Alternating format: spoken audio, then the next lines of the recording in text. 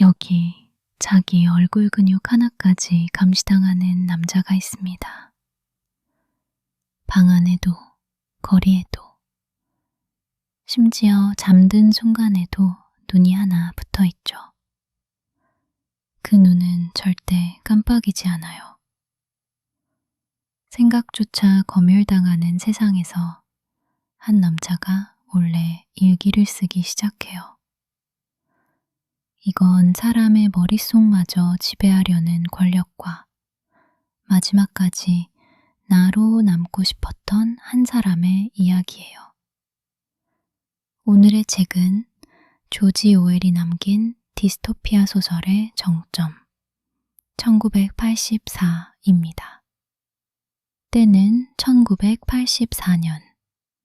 세계는 오세아니아, 유라시아, 이스트아시아 세 나라로 쪼개져 끝없는 전쟁 중이에요. 전선이 어디인지도 왜 싸우는지도 아무도 정확히 몰랐죠. 오세아니아를 다스리는 건 빅브라더라는 존재. 얼굴 큰 포스터로만 존재할 뿐 실제로 본 사람은 아무도 없어요. 그런데도 모두가 그 이름 앞에서 고개를 숙였죠. 집집마다 걸린 화면, 텔레스크린은 방송만 하는 게 아니에요. 숨소리 하나까지 엿듣고 지켜보죠.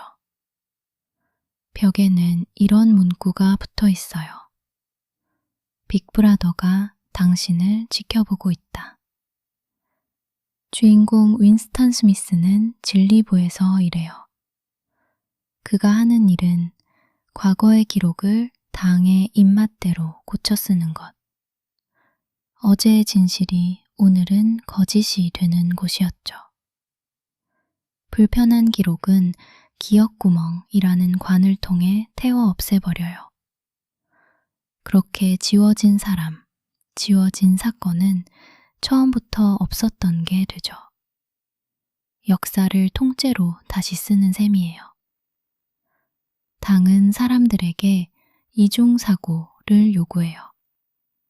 서로 모순되는 두 생각을 동시에 믿는 것. 전쟁은 평화고, 자유는 예속이고, 무지는 힘이라고요. 윈스턴은 그 말들을 외우면서도 속으로는 의심을 멈추지 못했어요. 어느 날 윈스턴은 몰래 산 낡은 공책에 일기를 쓰기 시작해요. 생각조차 범죄가 되는 세상에서 이건 그 자체로 사형에 해당하는 짓이었죠. 버댕이 그의 방 한 구석엔 텔레스크린이 닿지 않는 작은 사각지대가 있었어요. 윈스턴은 그 틈에 웅크려 떨리는 손으로 첫 문장을 적었죠. 빅브라더를 타도하자. 이 세상엔 사상 경찰이 있어요. 실제 행동이 아니라 머릿속 생각만으로도 사람을 체포하는 이들이죠.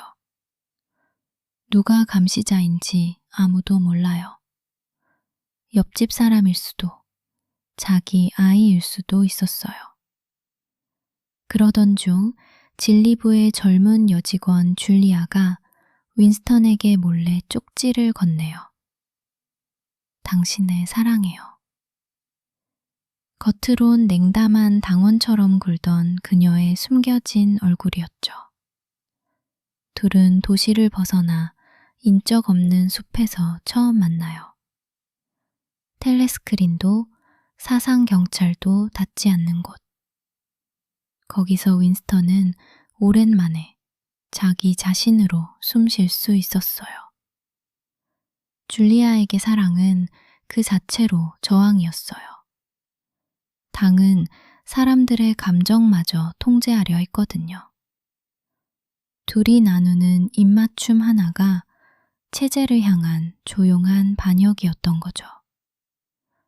두 사람은 낡은 골동품 가게 위층에 텔레스크린이 없는 작은 방을 구해요. 체링턴이라는 노인이 조용히 빌려준 곳이었죠. 거기서 둘은 세상에 없는 시간을 살아요.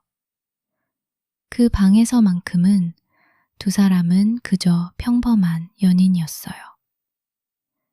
창밖으로 빨래하며 노래하는 여인의 목소리가 들려오던 이상하게 평화로운 순간들이었죠. 윈스턴은 당 내부 인사인 오브라이언에게 묘한 동질감을 느껴요. 어쩌면 그도 체제에 의문을 품은 사람이 아닐까 하고요. 그 착각이 훗날 그를 나락으로 이끌게 되죠.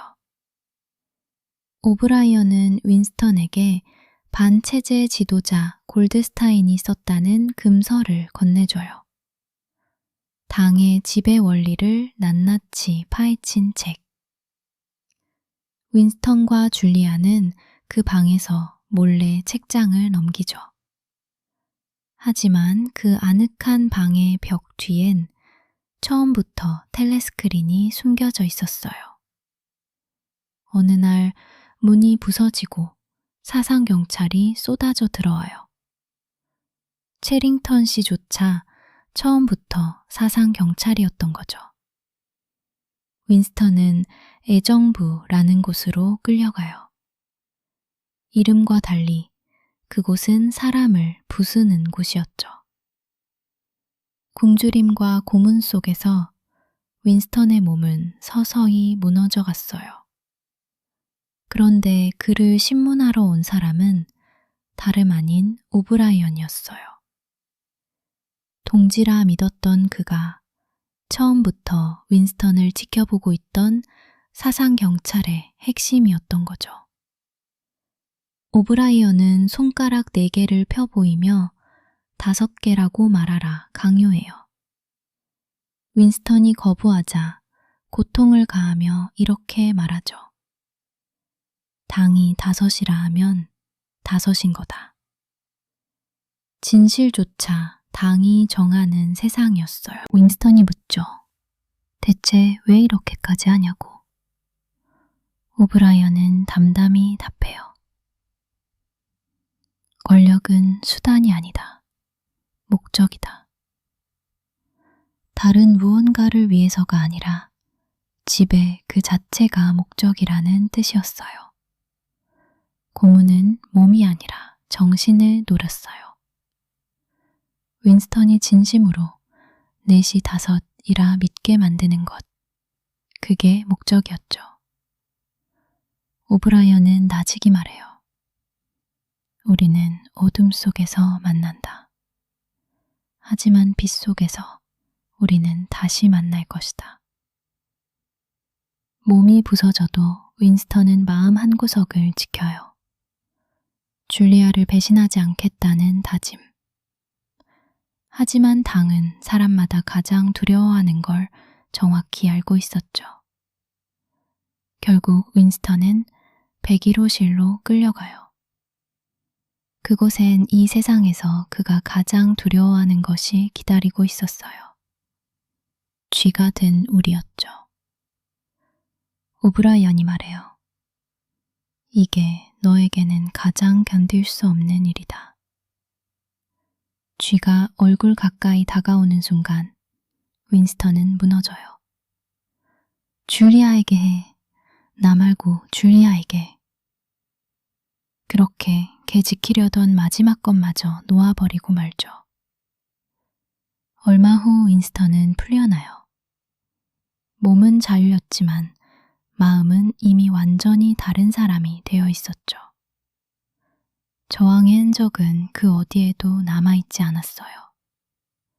훗날 윈스턴은 우연히 줄리아를 다시 만나요. 서로가 서로를 팔았다는 걸 굳이 말하지 않아도 알고 있었죠. 둘 사이엔 예전의 온기가 남아있지 않았어요. 윈스턴은 이제 밤나무 카페에 앉아 진 냄새를 풍기며 하루를 흘려보내요. 예전엔 저항을 꿈꾸던 사람이 이제는 그저 체제가 만든 껍데기로 살아가는 거죠. 카페 스피커에서 전쟁 승리를 알리는 소식이 요란하게 울려 퍼져요. 사람들은 환호했지만 윈스턴에게는 그 소리마저 아득하게 느껴졌죠. 그리고 마지막 순간 윈스턴의 머릿속엔 이런 문장이 떠올라요. 그는 빅브라더를 사랑했다. 승리한 건 당이었어요. 그의 영혼 가장 깊은 곳까지 완전히 지배해버린 거죠. 1984가 남기는 가장 무서운 점은 이게 단순한 공포 이야기가 아니라는 거예요. 총이나 감옥보다 무서운 건 사람의 생각 자체를 다시 쓸 수 있다는 그 가능성이었죠. 재밌는 건 빅브라더의 얼굴을 실제로 본 사람이 소설 속에 단 한 명도 없다는 거예요. 어쩌면 그 존재 자체가 모두가 스스로 만들어낸 두려움이었는지도 모르죠. 오웰은 이 소설로 우리에게 묻습니다. 누군가 진실을 마음대로 바꿀 수 있다면 우리가 믿는 것들은 대체 어디까지 우리 것일까요? 발표된 지 벌써 70년도 더 지났지만 이 소설이 여전히 읽히는 이유가 있어요. 오웰이 그린 세상이 완전히 사라진 이야기처럼 느껴지지 않기 때문일 거예요. 빅브라더가 지켜보고 있다는 그 말이 지금 우리에게도 완전히 낯설지만은 않게 들린다면 그건 어쩌면 오웰의 경고가 아직 끝나지 않았다는 뜻일지도 모르겠습니다.